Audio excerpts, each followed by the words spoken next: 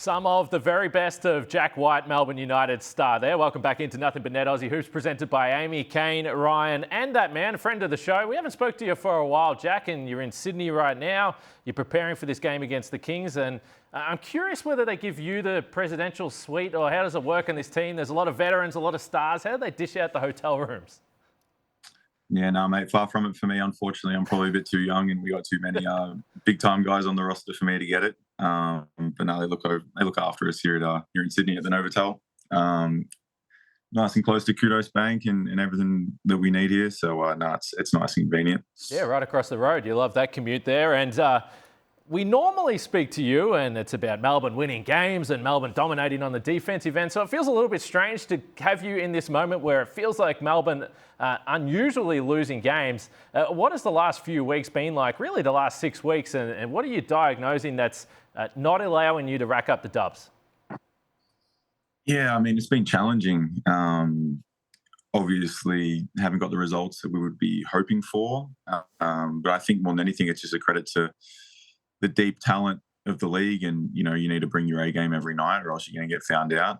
Every team's capable of beating anyone. I think as we've seen, especially over the past couple of weeks, obviously the Cairns Illawarra game was a wild one. Everyone's sort of been up and down throughout the year and dealing with injuries and other uncontrollable things. But for us, we're just trying to remain steady on the right path and understand that we don't want to be playing our best basketball necessarily of the year in December or January. And as frustrating as it is to be losing, and even if we were winning, you just need to take lessons from each game, continue to try and get better and hit the practice court hard. And I think we have the personnel and the coaching staff and the character to be able to respond from obviously a rough patch like this, and just part of the game. And just got to keep moving forward. Yeah, I think that's what's been a bit, I guess, not shocking for us, but we just expect and have these standards for United, and just this rough patch has kind of come at an unexpected time. But speaking about the parity of the league, you obviously got a big game coming up this weekend. You've got a couple of games, but especially against Sydney, the battle for second, with how close it is in the standings. What are the feeling going into the game? Obviously, Sydney great defensively, starting to figure things out offensively. You guys score at a high rate and play at high pace of play. What's the tactics going into Friday night's game? I mean, we got to go into playing our style of basketball. We got to get stops. We always try and hang our hat on the defensive end. There's a number of things down there that we can control with our effort and energy and talk, and getting out and playing with pace off other teams' mistakes or off rebounds. And we understand they've been scoring the ball at a high level and obviously working out their defensive side of things. And we think it's going to be a playoff level intensity game, which is what you want in this league. It's the type of games that you want to be a part of. But yeah, super excited to head on to their home floor and then try and come away with a win. But understand, this is again the battle for second place. But for us, we're trying to get back on the right track. We're trying to play with a level of desperation that we know we need to, and we know that they're going to come out. Obviously, dropping 2 games to us so far in the season, they're going to try and respond and get us one on their home floor. So it'll be a fun game. Yeah, you spoke about the defense, or you touched on the defense and pressure in this Sydney Kings team that can score a lot of points, even if we haven't necessarily seen it throughout the season. So I like to bring the nerdy numbers. Ryan knows that. He's the former player. But if you just look at defensive rating, this team has gone from 100 in the first month and a half of the season, now 119. Now, everyone in the league, the numbers are slipping defensively, to be fair. But Dean Vickerman, we know him well enough to know that he can't love when the defense isn't to the usual standard.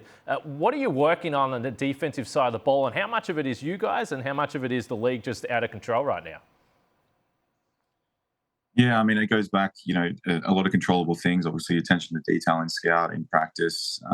A big part of it's just sort of, for us playing without fouling, we've sort of been putting guys on the line too much and sort of conversely not doing the same or enough of that ourselves. So I guess making a point of that, and then finishing plays, especially against Sydney, they have guys that can really rebound and get offensive rebounds at a really high level. And We need to be able to drive guys out, not only box guys out, but drive them out and make a point of having physicality on that side of things. And that's only going to fuel our offense. And, obviously over the losing streak, it's not like we haven't had a huge issue putting up points. It's more just been trying to, limit other teams scoring. We have targets of trying to keep teams under 80 points. And if we do that, most of the time we're getting wins and the offense sort of takes care of itself. So, we're just trying to, take care of the controllable things, make sure our communication's at a good level, our effort, intensity, activity, disruptions all at a good level, and just got to go out there on when it's game day and execute it.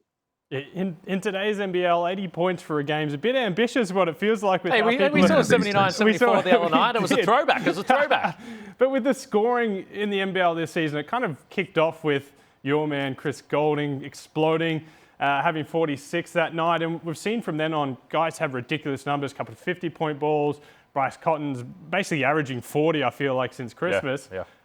What do you attribute, I guess, the high scoring and the change in philosophy and the scoring in the NBL? Is it just pace of play? Is it the league getting better and more skilled in general? Is it the tactics? What is it that you've seen from the offensive end that leads to these high-scoring nights, not just for players, but also for the teams? Yeah, well, mate, I'm actually not sure. The floodgates definitely opened when Chris had his sort of big game there against Perth. And as someone who takes pride in defense and stopping guys, it's certainly frustrating as a defender dealing with all these guys hitting big shots and tough shots, and just teams in general, putting those sort of numbers up, and especially for us as a club and as a team with what we how we want to play. We definitely have pride in limiting team success on the offensive end. And, when we feel like we're not doing that, it's continually frustrating, and we can't then, play with the pace that we want to play with on the other side of the ball. And, talented players, maybe style of play, increased pace. Everyone's really pushing the ball and, looking for threes. And I don't know, a number of things you could attribute it to, but I think the league and the talent of the league is just continuing to get better and better. And,